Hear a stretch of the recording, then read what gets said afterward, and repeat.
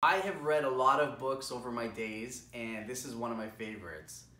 It is called The Healing Self by Deepak Chopra and Rudolph Tanzi. And it specifically says, a revolutionary new plan to supercharge your immunity and stay well for life. And I came across this book because I was getting sick a lot, and I was seeking a book specifically on immunity. And so I went to my local chapter store, I was shifting through books, I came across it and I read it from start to finish, and I was hooked.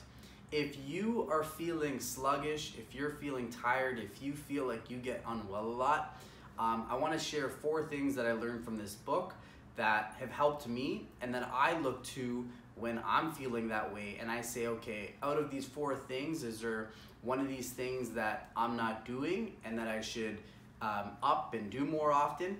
And so let's get into it. Let's share those 4 things. All right, so the first major nugget is having a anti-inflammatory diet. So eating things that don't produce inflammation in your body.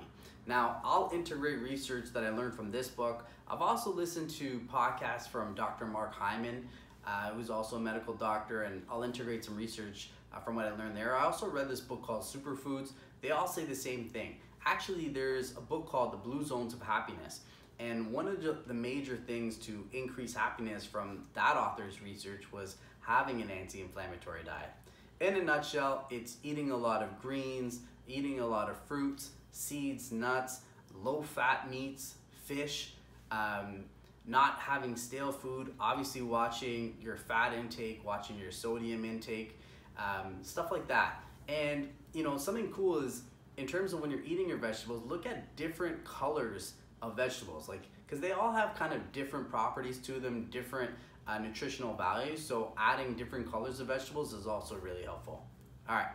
The other thing that they mentioned too, actually, in this book, which is a lot different, is they really, and a lot of neurologists I find kind of promote this, is the value of coffee.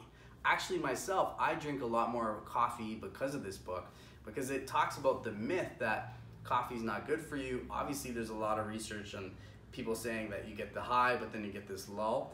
But in this book, and with other research that I've found, is they're very pro-coffee, and that it's very healthy for you. So something to think about.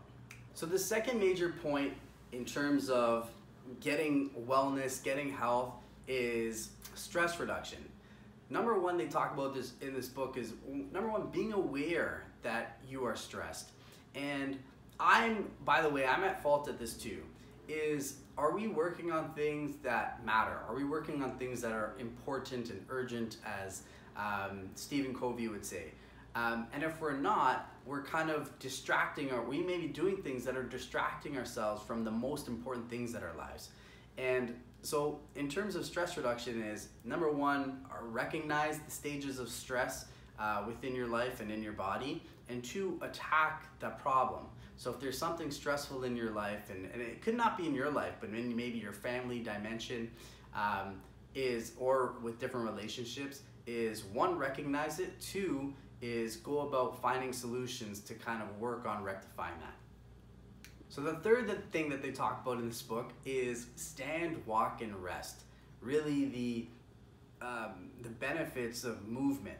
And movement can involve many different things. You could do as simple things as a walk, an evening walk, or you can play sports, or you can do stretching and flexibility and mobility, but getting that movement is super key. Also standing. A lot of us are at the computer all day long. It's getting those intermittent breaks, maybe once an hour, getting up, getting a little movement. And also they talk about is the value of rest. So if we are overexerted, we need rest to recruit, right? Even weight trainers, when they're working out their muscles, we need that time, that break time for the muscles to grow. It's a similar situation. So stand, walk, and rest. So the 4th and the final one is called anti-aging in the book. And I will integrate anti-aging with, I would say, connection with others. Is getting out, meeting up with your friends, creating those bonds with your family, your friends. And if you have a hard time doing that, there's different things. You can look to volunteer, you can look at different organizations that may need volunteers. You can look at meetups. I actually recently attended a meetup in Toronto, and it was amazing. There were people from all around the world at this meetup, There was a person from Brazil, there was a person from Korea, there was a person from Nigeria, there's a person from Egypt, Colombia. It was literally like world nation, India, Australia. It was like world nations coming together. And all these people have come from these different countries to start their career or their lives in Toronto, and they don't know anybody. And so meetups are a great way to build friends, to build connections, and build those bonds. And the value of those bonds is super important. Actually, in the book, The Blue Zones of Happiness, they talk about that. They talk about the value of bonds and relationships. And they talk about different countries are kind of even more structurally better for those environments. Countries like Denmark, for example, they have a lot of cooperative housing. Where a lot of people sometimes they have like communities where they have meals together, and it just creates that connection. And again, all these things boost your immunity.